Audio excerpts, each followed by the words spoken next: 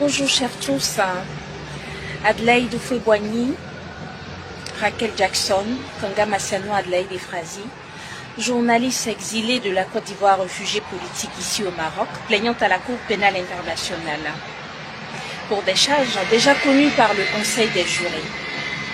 Comme de coutume, ma plainte est toujours maintenue à la Cour pénale internationale jusqu'à ouverture de procès et fin de procès. Je suis toujours sur le territoire marocain, en situation d'exilé politique de la Côte d'Ivoire, plaignante à la Cour pénale internationale. J'insiste, je persiste et je signe. Je ne suis pas la chargée de communication de qui que ce soit. J'utilise mon propre téléphone portable. Je fais mes propres publications, d'où ma profession de journaliste. Alors, je suis journaliste de profession, de formation. Exilée de la Côte d'Ivoire, fille du premier président de la Côte d'Ivoire, Félix Houphouët-Boigny, et de l'artiste Myriam Makeba. Depuis le 10 mai 2018, je suis réfugiée politique ici au Maroc. Ma plainte est maintenue à La Haye. Je ne travaille pas pour quelqu'un, je ne robotise pour personne. Je travaille pour ma propre personne. Alors, je souhaiterais de vive voix que la communauté internationale prenne ses responsabilités, d'où la Cour pénale internationale. Séance tenante, j'ai toujours dépendu et je dépends de ma personne. Je suis téléopératrice dans un centre d'appel ici à Casablanca. Je dépends de ma personne. Vie, loyer, facture, tout de ma personne. Je ne suis pas sous la tutelle de qui que ce soit. Je vis et je dépends de ma personne. Il faudrait qu'on mette les points sur les i et les i sous les points. Il faudrait qu'on soit clair là-dessus. Quelle qu'en soit la situation, il est préférable d'en venir au fin fond de l'information. La vérité rougit les yeux mais ne les casse pas. Je suis exilée de la Côte d'Ivoire et réfugiée politique au Maroc. Il faudrait qu'on soit clair là-dessus. Séance tenante, à l'instant A, je suis téléopératrice ou téléconseillère dans un centre d'appel. C'est le seul métier que j'ai fait depuis mon arrivée à Casablanca, depuis mon arrivée au Maroc jusqu'à ce jour. C'est vrai qu'il y a eu des embûches. Il y a eu des moments de persécution où il y avait le combat, la persécution devant le HCR. Même devant le HCR, je travaillais dans un centre d'appel. J'étais téléopératrice. Je dormais devant le HCR et je partais au travail jusqu'à ce que j'ai mon salaire pour me prendre une maison. J'ai des parents, je dirais mes parents biologiques, ont des maisons ici qui me sont léguées, qui sont à mon nom, que le Musa et certaines personnalités ont confisqué.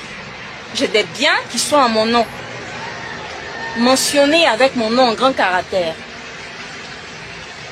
Unique héritière. Par abus de pouvoir, je ne peux pas posséder mes biens, je ne peux pas récupérer mes maisons. Je passe par la justice. Les gens utilisent ma situation de vulnérabilité pour présenter n'importe qui, pour avoir quelque chose pour se mettre sous la dent. Il faudrait qu'on soit clair. J'ai toujours été seule dans mon coin, vaut mieux être seule que mal accompagnée d'ailleurs. Je ne suis pas la propriété privée de quelqu'un. Je suis chrétienne catholique, l'unique fille et le dernier enfant du premier président de la Côte d'Ivoire. Je ne suis pas la propriété privée de qui que ce soit. Il faudrait qu'on soit clair là-dessus. Journaliste exilée de la Côte d'Ivoire, réfugiée politique au Maroc. Plainte maintenue au calendrier judiciaire de La Haye. S'il y a un rendez-vous, quel qu'en soit l'endroit, ce sera à la Cour pénale internationale. Je n'ai jamais dépendu de qui que ce soit. Je me paye mon loyer. Je me paye mes factures. Je vis à mes dépens. Je me nourris de moi-même. Alors, faudrait que ces mythomanes, ces affamés ambulants arrêtent d'utiliser mon nom ma situation sociopolitique pour se faire de l'argent. Je n'ai jamais reçu un rond de qui que ce soit, ni de l'ambassade des États-Unis, ni de l'ambassade de la Côte d'Ivoire, ni du ICR, ni de la communauté internationale, ni du Palais Royal.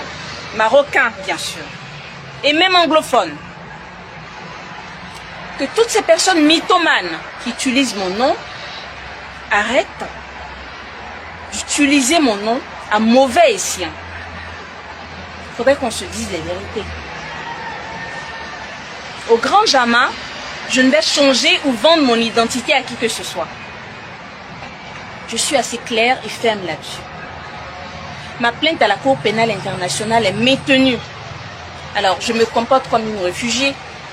Pour ne pas avoir d'histoire avec quelqu'un, je marche sur des œufs sans les casser. Assez prudente. Du travail à la maison. De la maison au supermarché ou même au shopping et je rentre chez moi. Chez moi, à la maison, qui est payé par moi. Je ne vis pas sous la tutelle de quelqu'un. Il faudrait qu'on soit clair là-dessus. Que ces mythomanes se réveillent de leur cauchemar.